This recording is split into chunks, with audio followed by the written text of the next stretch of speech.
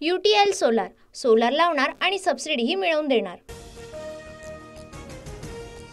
शिवाजी महाराजांची शपथ घेतो, महाराष्ट्र लुटणाऱ्या महायुती आणि अमित ठाकरेंना पाठिंबा नाही। माहीमवरून अमित ठाकरेंवर पहिल्यांदाच TV9 वर उद्धव ठाकरेंकडून भूमिका स्पष्ट। माझं रक्ताचं नातं महाराष्ट्राशी, महाराष्ट्राचं माझं कुटुंब। आजारपणात खिल्ली उडवणाऱ्यांनीही मी अनुभवलं ते अनुभवायला हवं। नक्कल करणाऱ्या राज ठाकरेंवर उद्धव ठाकरेंचा संताप। बाळासाहेबांचे फोटो लावून मतं मागतात काँग्रेस आणि शरद पवार गट बाळासाहेबांचं नावही घेत नाही आणि उद्धव ठाकरे पंजाचा प्रचार करतात। राज ठाकरेंची बोचरी टीका। नवाब मलिकांना अजित पवारांनी अधिकृत उमेदवारी दिली, आता अजित पवारांसोबत युती का तोडली नाही? उद्धव ठाकरेंचा फडणवीसांवर हल्लाबोल। उद्धव ठाकरेंच्या बॅगची सलग दुसऱ्या दिवशी तपासणी, औसा हेलिपॅडवर काढला दुसरा व्हिडिओ। अधिकाऱ्यांना मोदी शहांच्या बॅगांची तपासणी करण्याची ठाकरेंची तंबी। ज्यांच्या हातातून पैसे सुटत नाही तो बॅगेतून पैसे घेऊन जाणार का? त्यांच्या बॅगेत हात रुमाल आणि कोमट पाण्याशिवाय काय असणार? राज ठाकरेंची उद्धव ठाकरेंवर खोचक टीका। आजपर्यंत कधी पैसे बाहेर निघाले नाही, त्याच्या बॅगेत काय असणार? फार फार तर हात रुमाल आणि कोमट पाणी।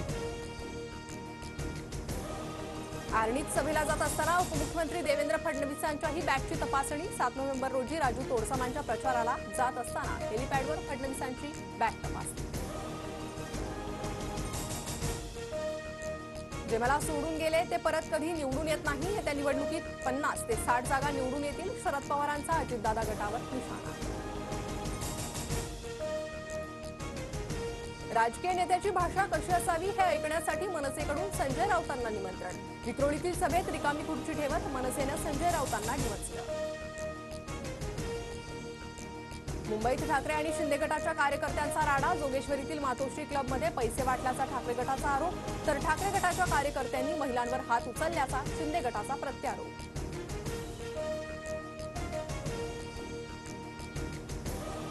झारखंडमध्ये पहिल्या टप्प्यातील मतदानाला सुरुवात, 43 जागांवर 685 उमेदवार रिंगणात। इंडिया आघाडी विरुद्ध NDA यांच्यात थेट लढत, दिग्गजांची प्रतिष्ठा पणाला।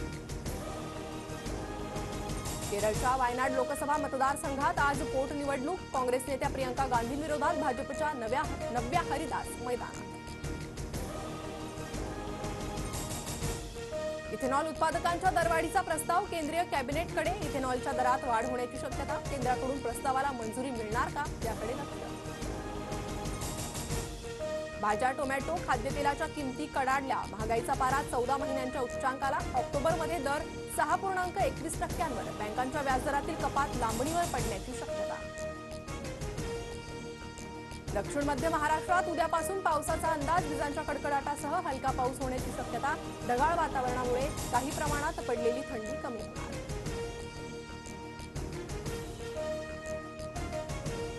UTL सोलार सोलार लावणार आणि सबसिडीही मिळवून देणार।